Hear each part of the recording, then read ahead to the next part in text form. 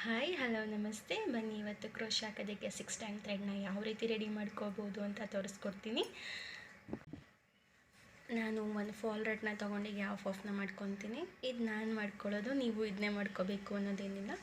ನೀವು ಬೇಕಿದ್ರೆ ಖಾಲಿ ರೀಲ್ ಬರುತ್ತಲ್ಲ, ಅದನ್ನು ತೊಗೊಳ್ಬೇಕಾದ್ರೂ ರ್ಯಾಪ್ ಮಾಡ್ಕೋಬೋದು.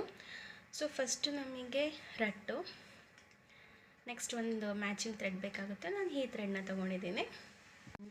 ನಾವು ಈ ಥರ ಸುತ್ಕೋಬೇಕಾಗುತ್ತೆ ಫಸ್ಟ್ ಥ್ರೆಡ್. ಓಕೆ, ಎಷ್ಟು ಬೇಕಾಗುತ್ತೆ ಒಂದು ಸ್ಯಾರಿಗೆ ನೋಡಿಕೊಂಡು ನಾವು ಸುತ್ಕೋಬೇಕಾಗುತ್ತೆ. ಸೊ ಈ ಥರ ಫಸ್ಟ್ ಥ್ರೆಡನ್ನು ನಾವು ಫಾಲ್ ರಟ್ಟಿಗೆ ಸುತ್ಕೊಂಡಾದಮೇಲೆ, ಓಕೆ, ನೆಕ್ಸ್ಟ್ ಈ ಫಾಲ್ ರಟ್ಟಲ್ಲಿ ಇರುತ್ತಲ್ಲ ಅದು ಮತ್ತು ಈ ಥ್ರೆಡ್, ಇವೆರಡನ್ನ ಜಾಯಿನ್ ಮಾಡಿದ್ರೆ ನಮಗೆ 2 ಥ್ರೆಡ್ ಆಗುತ್ತೆ. ಸೊ ಈ 2 ಥ್ರೆಡನ್ನು ಕಟ್ ಮಾಡೋ ಅವಶ್ಯಕತೆ ಏನಿರಲ್ಲ. 2 ಥ್ರೆಡನ್ನು ಇದು ಮತ್ತು ಇದು, ಓಕೆ, ಇದನ್ನು ನೆಕ್ಸ್ಟ್ ರಟ್ಟಿಗೆ ಸುತ್ತೋವಂಥದ್ದು. ಇವಾಗ ಇದು 2 ಥ್ರೆಡ್ ಆಗುತ್ತೆ. ಈಗ ಸೆಕೆಂಡ್ ಥ್ರೆಡ್ನ ಸುತ್ತಿದ ಮೇಲೆ ಮತ್ತೆ ನಮಗೆ ಒಂದು ಥ್ರೆಡ್ಡು ಸೆಕೆಂಡ್ ಥ್ರೆಡ್ ಸಿಗುತ್ತೆ. ಮತ್ತು ಈ ಥ್ರೆಡ್ ಇರುತ್ತಲ್ಲ, ಇದೇ ಥರ ನಿಮಗೆ ಈ ಥರ ಅರ್ಥ ಆಗಲಿಲ್ಲ ಅಂತಂದರೆ ಇದನ್ನು ಟ್ರಿಮ್ ಮಾಡ್ಕೊಳ್ಳಿ. ಜಸ್ಟ್ ಟ್ರಿಮ್ ಮಾಡಿಕೊಂಡು ಇದನ್ನು ಇದ್ರ ಜೊತೆ ಜಾಯಿನ್ ಮಾಡಿಕೊಂಡ್ರೆ ಇವಾಗ ನೋಡಿ ನಮಗೆ 3 ಥ್ರೆಡ್ ಸಿಗುತ್ತೆ. ಸೊ ಈಗ ಮತ್ತೆ 3 ಥ್ರೆಡನ್ನು ಇನ್ನೊಂದು ರಟ್ಟಿಗೆ ಸುತ್ತುವಂಥದ್ದು ಸುತ್ಕೊಂಡಿದ್ದಾಗಿರುತ್ತೆ. ನೆಕ್ಸ್ಟ್ ಇದನ್ನು ಮತ್ತೆ ಬೇಕಾದ್ರೆ ನೀವು ಟ್ರಿಮ್ ಮಾಡ್ಕೊಳ್ಳಿ. ಈಗ ನಮಗೆ 4 ಥ್ರೆಡ್ ಸಿಗುತ್ತೆ, 4 ಸ್ಟ್ಯಾಂಡ್ಸ್ ಆಫ್ ಥ್ರೆಡ್ ಸಿಗುತ್ತೆ. ಸೊ ಮತ್ತೆ ಇದನ್ನು ನೆಕ್ಸ್ಟ್ ರಟ್ಟಿಗೆ ಸುತ್ಕೊಳ್ಳೋ ಅಂಥದ್ದು.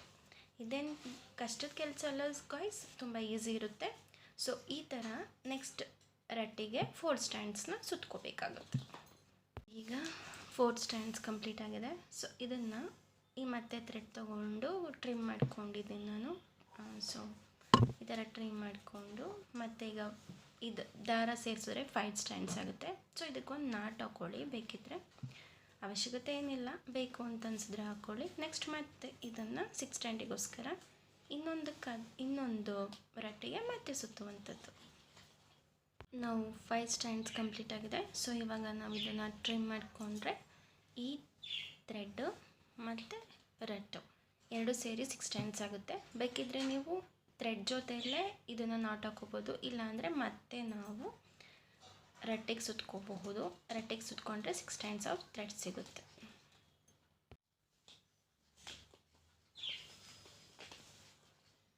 ನಮಗೆ 6 ಸ್ಟ್ಯಾಂಡ್ಸ್ ಆಫ್ ಥ್ರೆಡ್ ಸಿಕ್ಕಿದೆ. ಸೊ ಲಾಸ್ಟಲ್ಲಿ ನಾವು ಒಂದನ್ನು ಈ ಎಡ್ಜಲ್ಲಿ ಒಂದು ನಾಟ್ ಹಾಕ್ಕೊಳ್ಳಿ. ಈ ನಾಟ್ ಹಾಕ್ಕೊಂಡ್ರೆ ಈಗ ನಮಗೆ ಕ್ರೋಶ್ ಹಾಕೋದಕ್ಕೆ 6 ಸ್ಟ್ಯಾಂಡ್ಸ್ ಆಫ್ ಥ್ರೆಡ್ ರೆಡಿಯಾಗಿದೆ. ಸೊ ಈ ಟಿಪ್ಸ್ ನಿಮಗೇನಾದರೂ ಇಷ್ಟ ಆಗಿದ್ದರೆ ಲೈಕ್ ಮಾಡಿ, ಕಮೆಂಟ್ ಮಾಡಿ, ಸಬ್ಸ್ಕ್ರೈಬ್ ಮಾಡದೆ ಹೋಗಬೇಡಿ.